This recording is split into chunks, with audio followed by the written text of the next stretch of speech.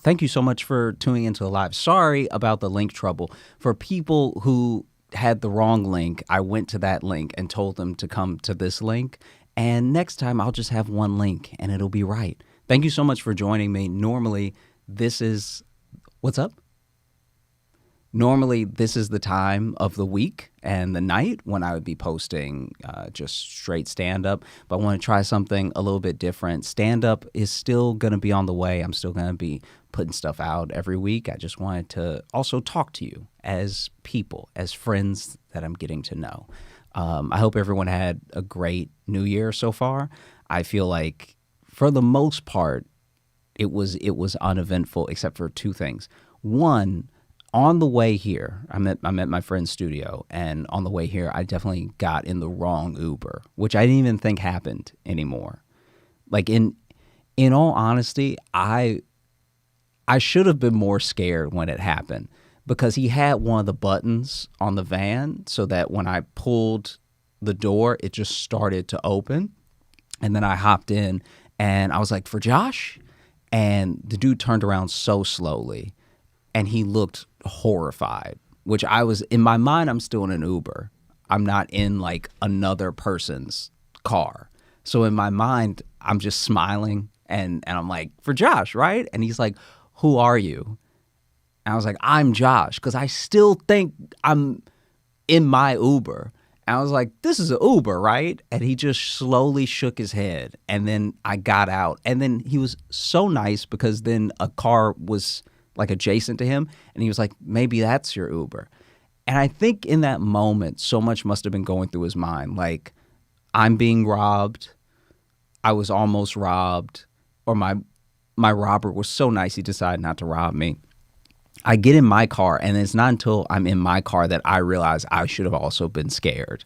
Because that made me glad I live, in a state that doesn't have a ton of guns, that we wouldn't be doing the stream if I had done that in Texas. Like, if I was just hopped right in the back of somebody's car, just calmly, and was like, "For Josh?" He'd be like, "This is for Josh."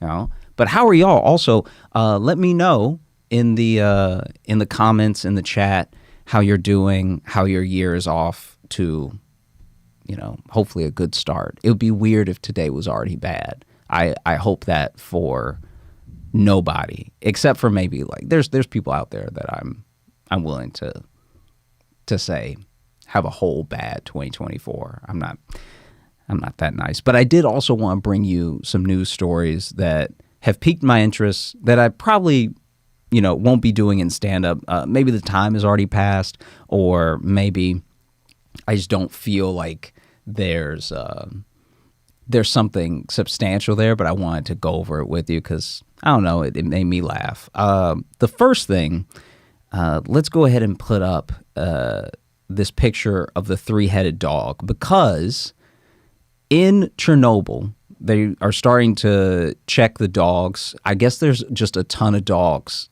in Chernobyl. Basically, if you don't know about Chernobyl, it is a great drama on HBO about a thing that actually happened.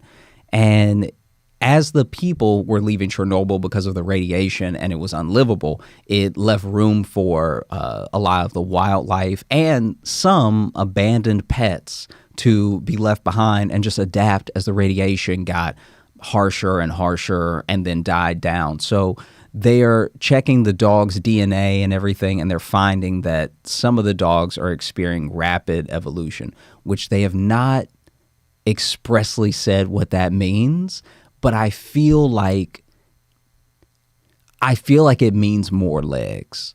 Like, I have the three heads up here because I think the three-headed dog is something that we all remember from Harry Potter, or something that we remember from, like a childhood horror story, but it's probably legs. If it's tails, no one cares. Like, if a dog had two tails, that's interesting to look at, but it's no cause for huge alarm.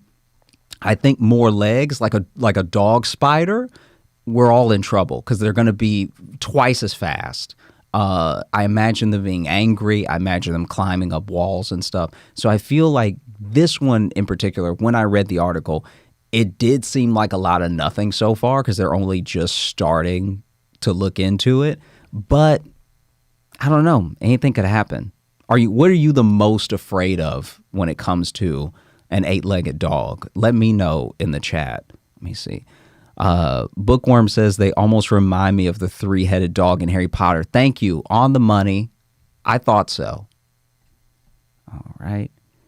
Then, let me see. The next story I wanted to talk to you about was about the Pistons. Now, I can't remember if the streak was 27 or 28. I believe they won on the 30th, which then means that any jokes I would have written about them being losers would have immediately been obsolete. But let's talk about the streak, because I think the streak is very important. 27 losing streak. It says a lot not only about the team, but about the game of basketball. It is inspiring. It's an incredibly inspiring story for me, and I hope it is for you, because it makes me feel like I could be in the NBA too. I am also not good. I have been dunked on several times. I've had the ball slapped right out of my hand, and not even like a rejected, like I was going for a dunk or a jump shot and stuff. I've had the ball slapped out of my hand from dribble. So I never had hopes of an NBA career. I never had big dreams of having a jersey with my name on the back or people yelling as I walked out. I imagined them, if I even had the dream of being in the NBA and I was asleep, it was the nightmare of them yelling because I was so bad. I think that for the most part, you need things like this. You need a season so bad that it gets the fans invested, because they're like, no, I could literally do better. Sometimes when you're watching the Patriots and somebody on their couch is like winding themselves just to stand up, just to tell the quarterback he's an idiot, it's like, could you do it? And the answer is no. But with the Pistons, we can all miss. Let that be. Let's go into 2024 knowing that we could all miss. And some of us could be paid presumably millions of dollars to miss. Some a more menial salary. We don't really talk about the people in NBA teams that make what, like $800,000 a year. Those guys do exist. For every like Jordan and Shaq, you do have a, what's his name? I don't know his name, but you probably do. His whatever his name is, that makes a superintendent's salary. You know, like someone that really brings home that bacon if you are a sort of like in the major league, but also if you run a bunch of Taco Bells, like a ton of Taco Bells. I think that for the most part, when I see them win, it's a sigh of relief. Seeing the Pistons win after such a long losing streak is a lot like when you had that kid in class that only got Fs. Maybe once in a while he get a D, but he bring home a C, and his mom took him out for ice cream because she knew that C was him pulling weight. That C almost didn't happen. It almost never happens, and it's a C. You know, I don't even know what the Pistons won by, but I know that they won, and I think it was barely. But I don't truly follow basketball. If I did, I would have much better analogies for how bad the Pistons have been. Far cry from the Pistons of the Last Dance era. You know, I watched that documentary late, and I'm glad I did. I missed out on it in the pandemic when everybody was watching it, and I watched it years later just by myself. I watched a couple episodes with my girlfriend, and it was so cool to see how rough basketball used to be. Because I used to play basketball when I was little, and I would think they're just getting me like that. Yeah, I mean, they're just really shaking me in between plays and knocking me to the ground. That used to be professional. Now it's like weird. It's almost like a game of tag mixed with basketball. Like if they even touch, I think they both get ejected now. I don't watch much of it, to be honest with you. Let's see. Oh, this is a big one. Okay.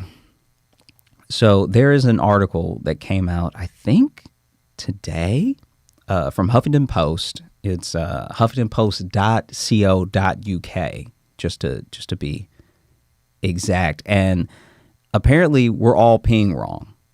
And when I say that, I hope the way that I'm able to clear this up is quick. When I say wrong, it's not that anything's going in the wrong direction. If you're peeing in the wrong direction, you should go to a hospital. That's really serious. It's more about the wait times. In this article, they talk about how a lot of us usually hold it, especially when we're watching something or if something's important, or obviously if you're trying to get home. And they talk about how holding it is actually really, really bad for you. So whatever you do, don't hold it. Be in an environment. A lot more people are working from home now. Let yourself go. It's okay. I'm not judging. I can't even see you. You could be going right now. Some of you are probably holding your phones going as we speak, and you should.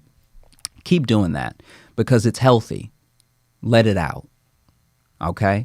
I almost had to go, and it would have been maybe top 5 worst accidents in my life. I went to Sleep No More with my girlfriend on New Year's Eve, and it's an incredible experience. Sleep No More is like this sort of immersive, slightly interactive theater experience where if you haven't been to New York before or you haven't experienced anything like it, it is in this hotel. You can go to lots of different rooms. It's a very much choose your own adventure type of thing, and you can decide moment to moment where you want to go and who you want to follow. So sometimes a scene will just start, and then you can follow those people to the next room or wherever they go next. Or you can just choose to sit and stay and watch things happen in the room and people come in and out, right? And now everyone is also like masked up. Like you can't tell, always who's in it and who's not in it, I suppose. And I had to go. I had to go badly, and not like in the article. This article is talking about peeing. I had to do backroom stuff, and I had not been well. It had been a couple days of. I think I had food poisoning because I had been ill for a few days, and I'm realizing there's this scene where everyone, and when I say everyone, I mean us as the ticket buyers, like the audience, are gathered up watching this scene, and I feel it in my stomach. And the worst one is not, everyone gets confused with this loud fart, right? Those aren't the worst ones. The worst fart you can imagine is when you're in public and you hear, like quiet, like just like so small. It might not have even happened until you get a whiff, and then you're like, that is death. So immediately I'm like, okay, I need to find a bathroom. But it being the immersive, interactive experience it is, it having all of the performers being dancers and stuff, nobody's talking. I don't even think you're allowed to talk. I don't know where the bathroom is, and I don't want to just yell bathroom in the middle of the performance. And so then I'm just sort of looking, and then I start to jog a bit, right? One of the ways that a lot of the performers get the attention of the audience is by running. They will, sort of take off and go to another room, or they will start to dance or something, whatever big movement. And so I take a little bit of a jog looking for this bathroom, and I'm on the 4th floor. I don't see one. And so then I go down, and I'm looking through all these rooms, past all these scenes, really bumping into a lot of people. And I finally see the bathroom. As soon as I see the bathroom, I'm praying that this is not some prop bathroom, because it's not. There's no sign. It just says, I think it just says like WC, like wash closet, whatever. And so then I push through. Even when I'm in the bathroom, I'm like, I really hope that this is a bathroom. And even as I'm standing over the toilet, I'm like, I hope that they didn't completely make a fake bathroom with a fake toilet with fake water in it, because I'm about to go, right? And so then, thankfully, I make it. I don't crap my pants at Sleep No More. But if I did, that'd be terrifying, because then I'd be running and people would smell me and they would be like, is this part of it? Like, it's got to be part of it. They said it was going to be an immersive experience with all your senses, and I'm sensing something, Let's see. Oh, okay. Another another heartwarming story. But first, I'll go to the chat real quick. Let's see.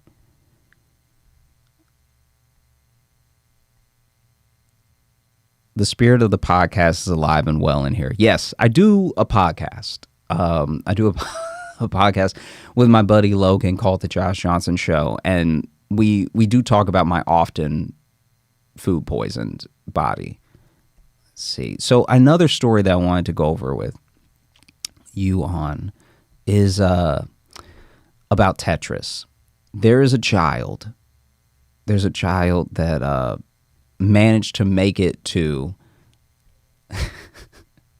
the Tetris kill screen. He is the first human to beat Tetris. He basically played so much Tetris with so many levels, got so far that he got the all nines across. If you're used to playing any sort of vintage video game, you'll remember that the scores, it looks like it could go up to maybe 10 million, right? With all the spaces for zeros. And normally, you usually lose all your lives around 50,000, 100,000 or something like that. This kid took it all the way to the nines, and then his overall score, I think, was 6,850,560. The lines that he created, I think, was 1,500. And yeah, he made Tetris tap out, which, if nothing else, is a testament to how exhausting 13-year-olds are. Or even the game is like, can you please go outside? Please go play with your friends. Do anything. Literally anything. I can't even think of another shape. I've been playing for so long.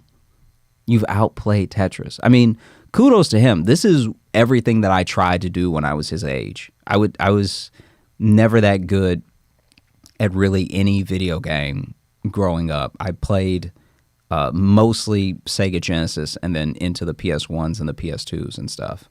But for the most part, I couldn't imagine having done anything like this. And I guess, it looks like he was live streaming when he did it. Good on him. Let me know what your favorite game is and what the game is that you are the best at. Let's see. Tetris. Cyrene says Tetris was like, I have nothing else to give you. Cheeks Adventure says you frequently have bathroom problems. Yes, that is true. You are not wrong. And then, yes, just like I said, Lady Taylor said, he made Tetris crit. This is the thing about beating a game.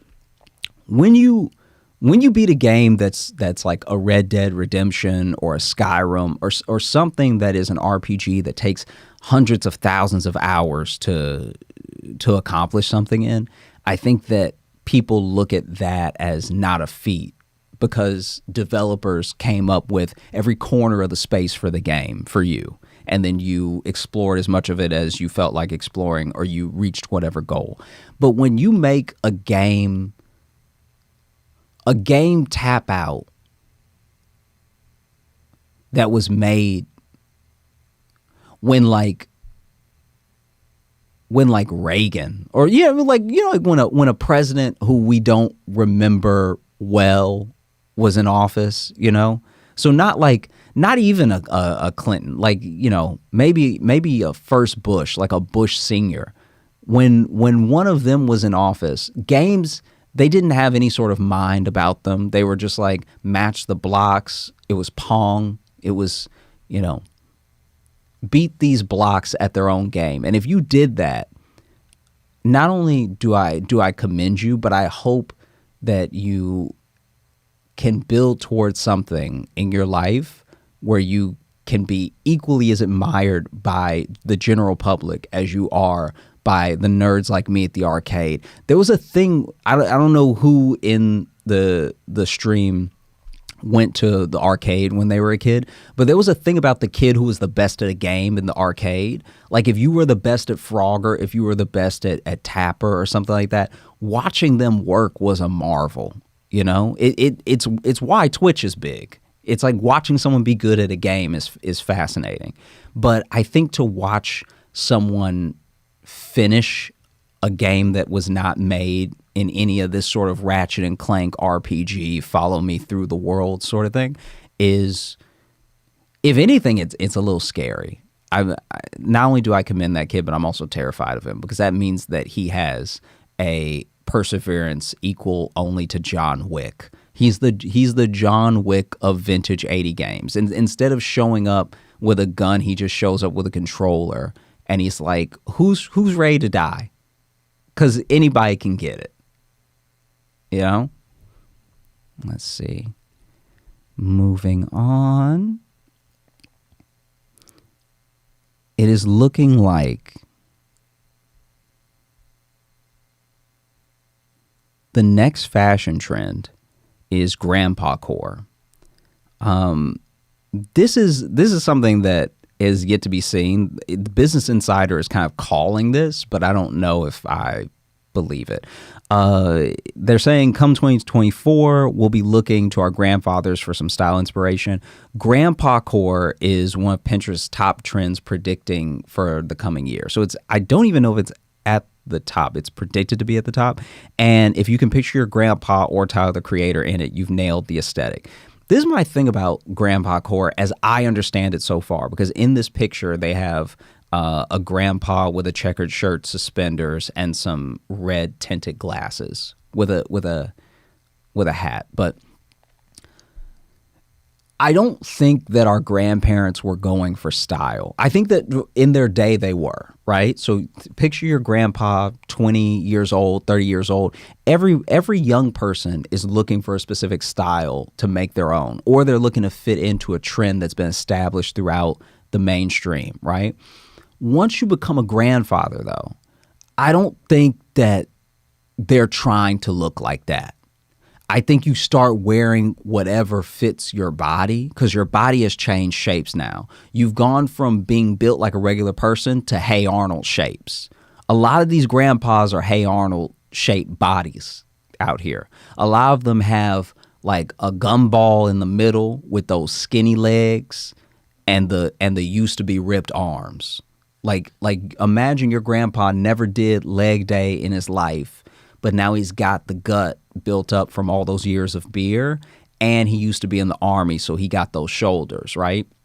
That's how most grandpas are built. So yeah, you're going to throw on some suspenders because your belt line changes day to day. Because when your hips are that round, when you're that wavy as a person, you need suspenders, because you can't be going back and forth. Oh, my belt size is a 45. Actually, it's a 46. You can't put a belt on a basketball, right? You need suspenders. I think a lot of the aesthetic that people get with grandpa core is just people trying to be comfortable, or people who have seen war and don't care about fashion at all. Like when you've seen enough death, I don't think you're trying to match anything. I don't think anything matches anymore. I think you just put on what helps you not see the glaze anymore, you know? Because we're getting to that point now where a lot of people's grandpas are younger than this, but just from hearing stories of older friends that I've had, or back when I used to work at a restaurant, or I'd be working in a bar or something like that, and somebody's grandpa would have fought in World War II, they weren't trying to look any type of way. They were still having night terrors. And so then they just dressed however clothes fit on them.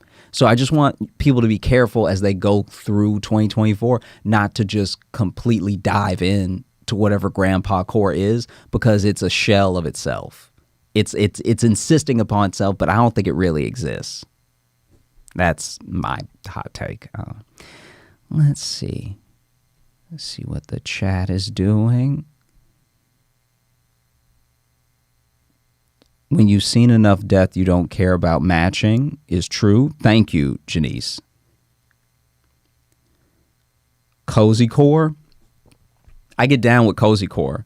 DJ HR said cozy core, and that's what it should be. I think everyone should be comfortable. We're standing on ceremony now in a way that this is going to be my Alex Jones like soapbox. We're standing on ceremony now, and we don't need to anymore. Half of us are working from home. The other half can't afford toilet paper. It's time to wake up, people. Don't take the sweatpants off. All right? They're gonna try and make you put on dress shoes, boat shoes. If you're not on a boat, forget the boat shoes. Wear slippers all day. Let them get dirty. Wear them in the dirt. Don't just go in your slippers to walk out to the mailbox. How about you go out to the club in those slippers?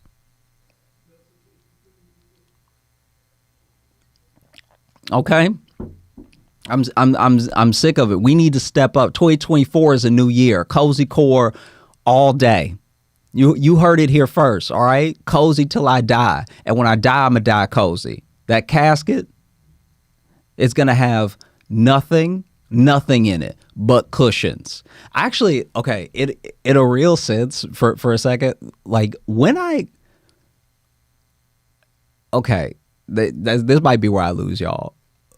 When I go to a funeral and it doesn't, have you ever seen a casket that doesn't look like it have enough cushions in it? Like it's just a little bare, and you're like, I know they're not here, but at least make them comfortable.